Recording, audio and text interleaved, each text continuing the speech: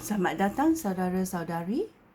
Kami mau mendengar 2 Petrus babak kedua mengenai guru-guru palsu. Pada masa lampau, nabi-nabi palsu muncul di kalangan umat Allah. Demikian juga guru-guru palsu akan muncul di kalangan kamu. Mereka akan menyebarkan ajaran yang tidak benar dan membinasakan. Mereka akan menyangkal Yesus Kristus, penguasa yang sudah menyelamatkan mereka. Dengan demikian, mereka mendatangkan kebinasaan yang akan menimpa diri mereka dengan tiba-tiba. Meskipun demikian, banyak orang akan mengikut cara hidup guru-guru palsu yang melakukan perbuatan cabul. Perbuatan mereka itu menyebabkan orang hina jalan benar kepada Allah. Guru-guru palsu ini tamak.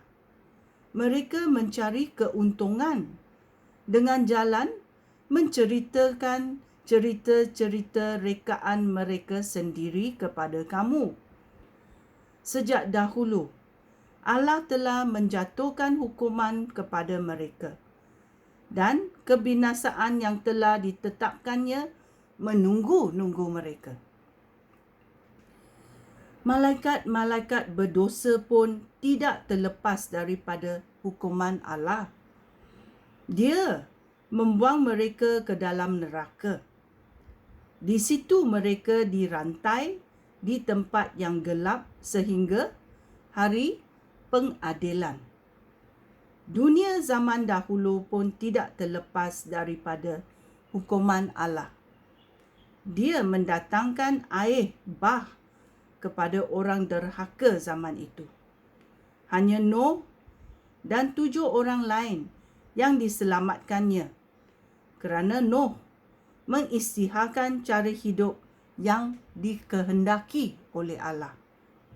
Allah menghukum kota Sodom dan Gomora. Dia memusnahkannya dengan api supaya menjadi contoh tentang apa yang akan berlaku terhadap orang derhaka. Tetapi Allah menyelamatkan Lot, seorang baik yang bersusah hati kerana berbuat dan cabul orang jahat di situ. Lot yang baik itu hidup di kalangan mereka, dan hari demi hari batinnya tersiksa kerana melihat dan mendengar perbuatan mereka yang jahat itu. Demikianlah Tuhan tahu akan cara menyelamatkan orang saleh daripada cubaan.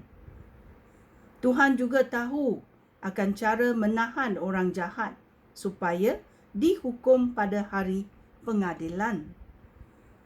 Terutamanya, mereka yang menuruti keinginan hawa nafsu yang kotor dan mereka yang menghina kekuasaan Allah. Guru-guru palsu ini tidak tahu malu dan sombong. Mereka tidak menghormati makhluk-makhluk mulia di syurga. Sebaliknya, mereka menghina semua makhluk itu. Sedangkan malaikat-malaikat yang jauh lebih kuat dan berkuasa daripada guru-guru palsu itu tidak menuduh makhluk-makhluk itu di hadirat Tuhan dengan kata-kata hinaan. Tetapi guru-guru palsu itu seperti binatang buas yang lahir untuk ditangkap dan dibunuh. Mereka bertindak menurut naluri sahaja. Dengan kata-kata hinaan, mereka menyerang perkara-perkara yang tidak difahami. Mereka akan dibinasakan seperti binatang buas, kerana mereka akan menderita kesengsaraan kerana menyebabkan orang lain menderita kesengsaraan. Bagi mereka, kesenangan bererti berfoya-foya pada siang hari untuk memuaskan hawa nafsu. Semasa mereka makan bersama-sama kamu, kelakuan mereka amat memalukan. Mereka berasa seronok kerana dapat menipu kamu. Mereka suka memandang wanita dengan perasaan berahi, dan nafsu mereka untuk berdosa tidak dapat dipuaskan. Orang yang lemah iman diperangkap oleh mereka. Hati mereka dikuasai ketamakan. Mereka dikutuk Allah. Mereka telah meninggalkan jalan yang lurus, lalu sesat. Mereka mengambil jalan yang diikuti oleh Biliam, anak Beor dahulu. Biliam ingat sekali mendapat wang daripada perbuatannya yang jahat. Biliam mendapat teguran kerana dosanya itu. Kaldainya bercakap dengan suara manusia dan menghentikan Biliam daripada perbuatannya yang bodoh. Guru-guru palsu itu seperti mata air yang kering dan seperti awan yang ditiup oleh ribut. Allah sudah menyediakan suatu tempat yang sangat gelap untuk mereka.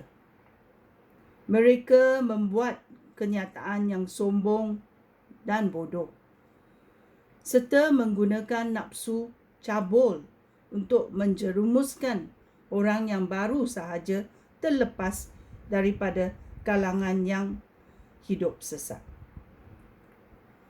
Guru-guru palsu itu menjanjikan kebebasan kepada mereka, sedangkan guru-guru palsu itu diperhambakan oleh kebiasaan yang membinasakan. Hal itu demikian kerana seseorang yang dikalahkan menjadi hamba kepada yang mengalahkannya.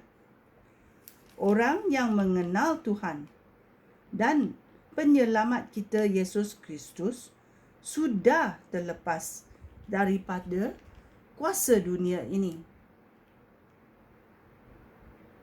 yang mencemarkan manusia. Tetapi jika kemudian mereka ditawan semula dan dikalahkan oleh kuasa-kuasa tersebut, keadaan mereka menjadi lebih buruk daripada sebelum mengenal Kristus. Lebih baik orang seperti itu tidak pernah mengenal cara hidup yang dikehendaki oleh Allah, daripada mereka mengenalnya lalu tidak mahu mentaati perintah yang diberi oleh Allah. Apa yang berlaku kepada mereka membuktikan bahawa peribahasa ini benar. Anjing akan makan semula apa yang sudah dimuntahkannya, dan babi yang sudah dimandikan akan bergulingan semula di lumpur. Ya, ini adalah amaran-amaran dalam 2 Petrus tentang guru-guru palsu. Dan kita boleh mendengar apakah kelakuan guru-guru palsu ini dalam babak ini, dan apakah amaran yang Tuhan beri kepada kita. So kita mesti tahu dan was-was apakah amaran Tuhan yang memberitahu kita dalam babak ini. Sekian, terima kasih. Shalom.